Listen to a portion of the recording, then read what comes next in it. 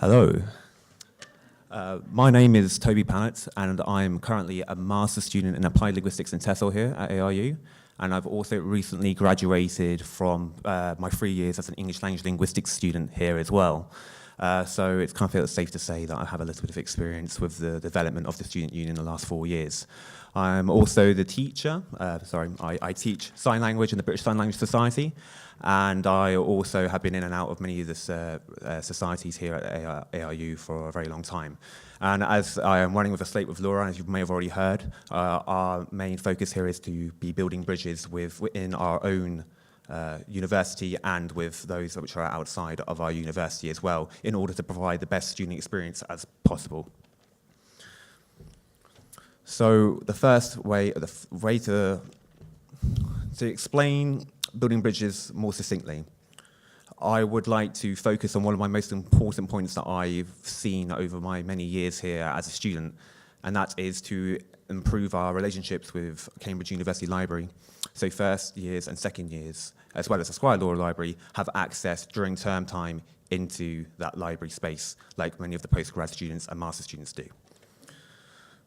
On top of that, I would also like to fairly represent student union societies by making it more transparent for everybody to see how the funding is working for each of them, and also to make sure that the faculty works hand in hand with these new societies as possible, making sure they get up and running as fast as possible, and with the support that they need and the funding that they need. On top of that as well, we also want to look at helping out mental health clinic and reducing waiting times with them as well. And we're going to also work alongside with the Let's Be Honest campaign as well to make sure that everybody gets the support that they need. It's very important that when a lot of students come to university, that mental health clinic is there for them. And it's important that we build bridges. Thank you very much, Toby. Thank you very much. What?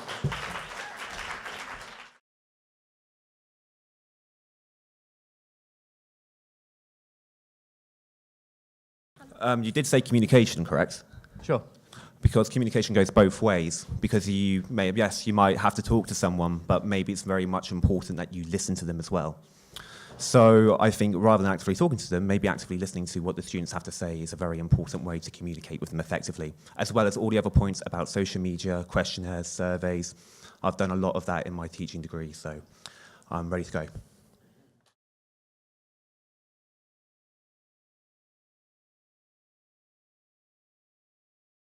To be honest, I haven't really thought about particularly creative ways rather than effective ways. But some of the best ways to kind of get involved is through, music, poetry nights, open mic nights, things along those lines. But just, generally speaking, I also think that post-it note idea was pretty cute as well. So yeah, I like that.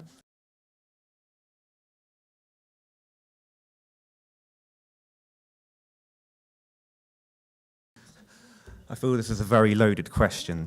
But honestly, I think the executive officers have done a great job. If anything, I was going to say maybe make my emails shorter, but that's gone into full effect. So anything more than that, really, I wouldn't really say there's much more that I would change, other than being really, really aggressive is not a very nice word. I'd be very forthcoming with my policies and campaigns that I want to put in place and make sure they get done properly.